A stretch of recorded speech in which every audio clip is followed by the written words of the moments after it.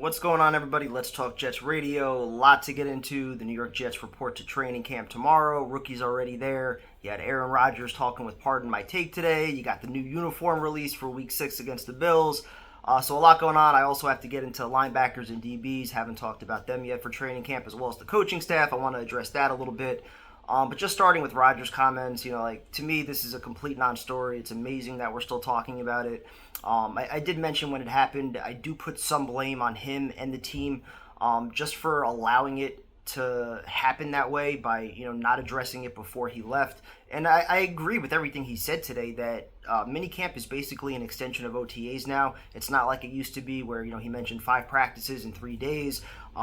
It's not the same as what it used to be. It basically is an extension of OTAs, and he was there for the first 10 days of OTAs. And it's hard to imagine his teammates are pissed at him or it's going to affect anything, once the season gets started. So I think this is a complete non-issue. I'm glad he addressed it today. I'm sure the media is going to be all over it tomorrow, but that is what it is. They're going to do their thing. The uniforms, it is what it is. I'm kind of all uniformed out already. I love the new throwbacks that we're gonna have for the entire year this year. To me, I want to see those as much as possible. The old throwbacks, the Super Bowl kind of uniforms, they look a little bit more light green this year. I'm fine with those for one game. You want to really throw it back, I'm cool with that. So they'll be wearing those for Week 6 against the Bills. Honestly, just play well. You look good, play good. I understand that, but I just want to see good football, and I don't really care about the uniforms at this point. So there's that. Then we got linebackers, DBs. I just wanted to go through these two positions really quick. Linebackers, kind of self-explanatory. Actually, before I get to linebackers and DBs, there's one thing I got to address real quick. Tennessee, Nashville, we are locked in. I'll be heading out there. But also San Francisco. I'm 99% sure I'm actually going to be out there. So just curious if anybody's making that trip for Week 1 against the Niners. I'm pretty sure I'm going to be there. Might actually be staying out there for the entire week, flying from there all the way to Tennessee, and then coming back for the Jets and Patriots on Thursday night. So that's just going to be a wild 10, 11 days. I'll be posting plenty of content. I'll probably do some streams while I'm out there as well. But excited for it. Can't wait for that. Just curious if anybody else is going out there, if you guys want to meet up, if you're doing, bars the night before. I'm pretty sure the itinerary is already set for Tennessee. San Francisco, I'm kind of just winging a little bit. David's flying me out there. So excited for that. I'm 99% sure I'm in on that. So again, just checking if anybody else is going, what you guys are doing. Now getting to the linebackers finally, and I saved these 2 videos for last because I feel like there's not a whole lot to get into. Maybe a little bit more with the DBs, but not so much with the linebackers. We know what we have in Mosley, getting a little bit older at 32, still very effective. Just seems like he's got that one play almost every week where he misses a tackle, there's a penalty, a blown coverage, something. But overall, he's consistent. He's a great voice for that defense, great leader. So nothing wrong there. You still got Quincy, and he's adjusted his contract. I mean, how many times has he reworked his deal just to try to help the Jets out? I'm pretty sure he reworked it this year, 2 years, $17 million. So he's got one more year after this year. Then you got Quincy Williams and Sherwood as your other 2 starters. Quincy last year, the contract that he signed, which I believe was 3 years, $20 or $21 million. I can't remember a player over the last number of years that's exceeded their contract the way that he has. And you almost wonder if he has another year like he did last year. I highly doubt he'd be okay playing on the last year of his contract, making only $6 million next year. So that could be we're all talking about Michael Carter and AVT and the 2022 draft class. Well, Quincy Williams might be another one that we might have to renegotiate with pretty quick. Also, Jamie Sherwood, he's on the last year of his deal. He was a solid starter last year. You wonder if he can kind of take the same Quincy Williams route. And then depth-wise, you got Chaz Surratt, you got Zaire Barnes, who I really liked last year. Nice sideline-to-sideline player. I think you have pretty good depth there. And then they also added the Army linebacker, Captain Jimmy Charlo, so he could possibly compete for some time, possibly a practice squad guy. And then the DBs, it's a little bit complicated, especially when you look at everybody after Sauce is pretty much on one-year contracts. Between DJ Reed, Michael Carter, Brandon Eccles, they're all on the last year of their contracts. But you love the top 4, even Stiggers as a 5th-round pick. I think he could see the field a little bit if needed. Hopefully he's not needed because, those top four we know can play.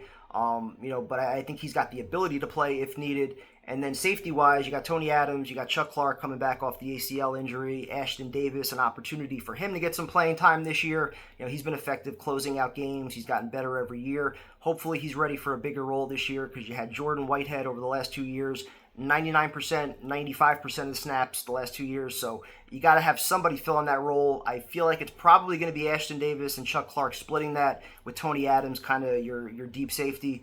And then beyond that, you would assume there's probably room for 2 more guys. I don't think they're going to carry more than 10 DBs.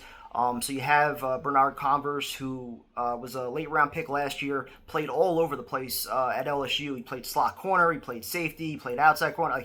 You could put him anywhere on the field. So he's one of the guys that I'm really excited about. I think he's got some potential if he could stay healthy. You also got Isaiah Oliver, the cornerback from San Francisco. Pretty sure they want to get a look at him at safety, if I read right, early in the year. Also a good special teams guy. Could replace Justin Hardy if it's not Irv Charles. And then you got Mr. Irrelevant, Jalen Key. Seems like he's got a pretty solid skill set.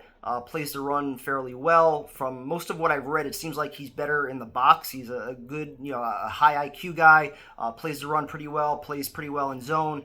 But he doesn't do so well man-to-man coverage or against faster receivers. So just something to watch with him there. I think he's probably more of a practice squad guy. But you never know how this is going to shake out, especially with Chuck Clark. How healthy is he? Is Ashton Davis really ready to make that jump? So a lot to watch with those last 2 positions. And lastly, the one thing that I wanted to talk about, completely off the cuff here, just talking about the coaching staff. There has never in my life, I think, been more pressure on a coaching staff than this year. Because you look at all the rankings that are getting thrown out across the board, the D-line, linebackers, secondary, all number 1. Now you're getting your quarterback back. You invested all these resources in the offensive line. You signed Mike Williams. Talent-wise, this roster is absolutely loaded. I don't think they've had this much talent probably since 2010 with that championship run, maybe even going back to 98 as well. There's just a perfect mix, I feel like, of veterans with youth. And they've got so much talent, it's on the coaching staff to get it done. And I know Rodgers is obviously big. He's going to, in certain ways, he'll be a coach on the field. I think he will offset some of the problems with Hackett. But you look at just how last year went down between all the issues with Keith Carter, not really commanding respect from a lot of the offensive linemen, Hackett's inability to adjust in game, getting third downs, getting off the field defensively on third downs, stopping the run. There are still a lot of things that this coaching staff has struggled with. And this year, there's just no excuses for anybody because if they don't make the playoffs this year, and I know everyone's talking different expectations as far as, is it championship game? Is it Super Bowl or bust? To me, you got to make the playoffs. You got to at least give yourself a chance. Now, if you make the playoffs as a wild card and then you're one and done, this coaching staff is probably out. But more than anything, you have to make the playoffs for the simple reason that if you don't, that's where I think you're looking at full rebuild. And that's the territory that we don't want to get into. I've already mentioned with all these videos, all the one-year contracts that the Jets essentially have this year, whether it's guys they signed as free agents like Tyron Smith and Mike Williams, or guys that are expiring contracts like some of the guys that I just talked about. But you have a lot of guys that could be leaving or guys that could want out if this is another disaster type of season. So while the talent is all there, the coaching staff has to mold it. The coaching staff has to get the most out of it. And that's a legitimate concern. I think Saleh's had it fairly easy on the defensive side of the ball where teams just know, like, Zach Wilson's not putting up 20-plus points a game. Once we get to that 17-20 range, we're good.